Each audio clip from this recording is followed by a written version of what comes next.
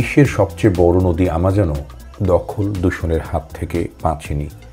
পেরুর আন্দিস পর্বতচূড়া থেকে শুরু হয়ে ঘন জঙ্গল, মরুভূমি, পাহাড়ের পাশ দিয়ে বয়ে আটলান্টিক মহাসাগরে পড়া এই নদীর এখনকার চিত্র অনেকে বিশ্বাসই করতে পারবেন না। ৬,৯৯২ কিলোমিটার দীর্ঘ এই নদীর অনেকাংশই এখন আর নেই। যদিও নদীতে কোনো সেতু নেই, কারণ গভীরতা, স্রোত আর মাটির ধরনে এই নদীতে সেতু করার প্রযুক্তি এখনও খুঁজে পাননি কারিগরি প্রকৌশলীরা।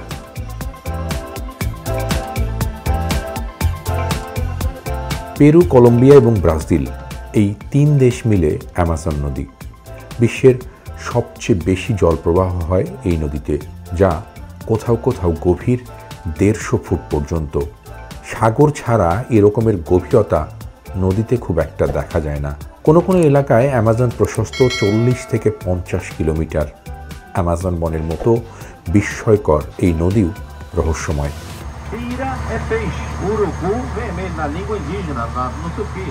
অ্যামাজন নদীর অববাহিকা পৃথিবীর প্রায় ১০% জীববৈচিত্র্যের আবাসস্থল, কিন্তু এত বিশাল নদীও রক্ষা পায়নি দখল, দূষণ আর নানা রকমের নির্যাতন থেকে।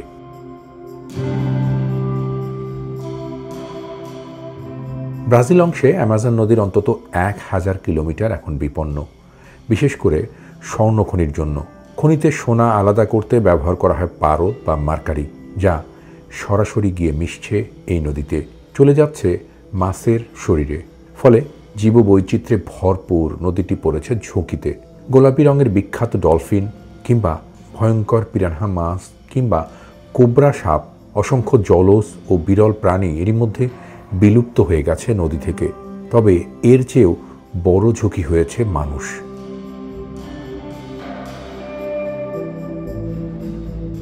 নদী ও নদীর চারপাশে বিস্তৃত জঙ্গলকে কেন্দ্র করে গড়ে উঠেছে প্রায় ৩০০-র বেশি আদিবাসী গোষ্ঠীর জীবনযাপন। আগে যে আদিবাসীরা ছিলেন গহীন জঙ্গলে, এখন তারাই উঠে এসেছেন নদীর উপর কিংবা পাড়ে। শয়ে শয়ে ভাসমান ঘর হয়েছে একেবারে বস্তির মতো।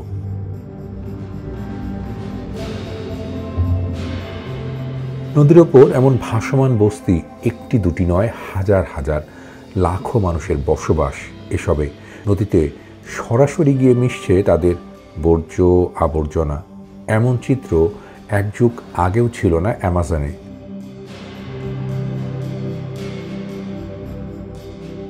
এর আরও এক বড় সংকট রিও নিগ্রো নদী।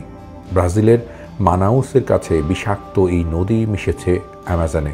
যদিও পানির রং, ঘনত্ব সব কিছু থেকেই আলাদা অ্যামাজন ও রিও নিগ্রো, যা প্রকৃতির আশ্চর্য এক বিস্ময় হয়ে আছে। ব্রাজিলের এই প্রাকৃতিক বিস্ময় দেখতে ভিড় করছেন সারা দুনিয়ার পর্যটক। প্রায় ১০ কিলোমিটার এলাকায় নদীর মিশ্রণ এমন অদ্ভুত, কেউ কারো সাথে মিলছে না। অ্যামাজনের পানি সাদা, রিও নিগ্রোর কালো। অ্যামাজন আর রিও নদীর এই অংশে পানি কি জন্য একসাথে হয় না, মেশে না, দুই পানির রং দুই রকম, তারা নানা রকমের ব্যাখ্যা দেন নদী বিশেষজ্ঞ বা পানি বিশেষজ্ঞরা। যেমন এইখানে যে ট্যুর অপারেটর, তিনিও ব্যাখ্যা দিচ্ছিলেন যে পানির ঘনত্ব, পানির গতিবেগ, তারপরে পানির আরও কিছু রাসায়নিক ক্রিয়া বিক্রিয়ার কথা তুলে ধরছিলেন। তার মতে হচ্ছে যে দুইটা নদীর দুই পানির ধরন আলাদা। এর মধ্যে রিও নদীর পানিতে মশা বা জীবজন্তু কম হয়, কারণ এই পানির ঘনত্ব বেশি। আর অ্যামাজনের প্রাণী বা প্রাণ সম্পদ বেশি, কারণ হচ্ছে অ্যামাজনে প্রচুর পরিমাণে পানির গতি রয়েছে এবং সেই পানি প্রাণ সম্পদের রাখার মতো। তো এই জন্য অ্যামাজনের এই বিচিত্র রূপ বা রিও নদীর এই বিচিত্র রূপ বিজ্ঞানীরা নানাভাবে ব্যাখ্যা করার চেষ্টা করেন এবং সেটি দুনিয়া জুড়ে প্রসিদ্ধ, বিখ্যাত, এমনটি বলেন তারা আর কি। অ্যামাজনের নানা প্রসিদ্ধ জলজ প্রাণী এবং মাছও এখন বিলুপ্তির পথে। এই যেমন পিরারুকু বা অ্যামাজনের গরু, একসময় বেশ পাওয়া যেত নদীতে, বিখ্যাত দুনিয়া জুড়ে। এই মাছ ১৫ ফুট পর্যন্ত লম্বা হয়, ওজন হয় ২০০ কেজির কাছাকাছি। এই মাছ ঘের দেয়া বাক্সে আটকে রেখে এখন নদী তীরের বস্তিতে অনেকে পর্যটন বাণিজ্য করছে। এই রূপ দেখতে, এই বিচিত্র রূপ দেখতেই কিন্তু এই মানাউসে বা অ্যামাজনের এই অংশে প্রতি বছর লাখ লাখ পর্যটক আসছে এবং তারা এটিকে এনজয় করতেছে, তারা এই জায়গাটিকে দেখছে আর কি। এইটা উপর থেকে, মানে আকাশ থেকে দেখলে, উপরের অংশ থেকে দেখলে পানির এই রূপকে আরও সুন্দরভাবে বোঝা যায় এবং মনে হয় যেন নদীকে দুই ভাগ করা হয়েছে, একদিকে সাদা আর একদিকে কালো। সাদা ঠিক নয়, মানে অনেকটা লালচেটে কালারের, এবং সে কারণেই এই অংশটাকে দারুণভাবে দেখা হয় আর কি।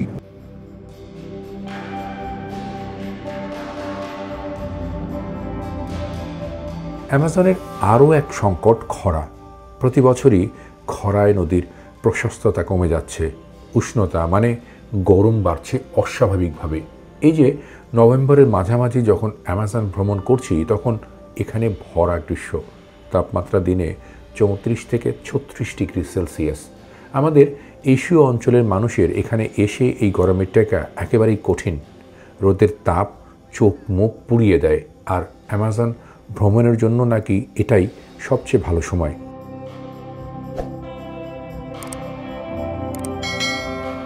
বিশ্বের রহস্যময় এই বন আর নদী ব্রাজিল থেকেই আরাম করে দেখা যায়। সেজন্য আসতে হবে মানাউস শহরে।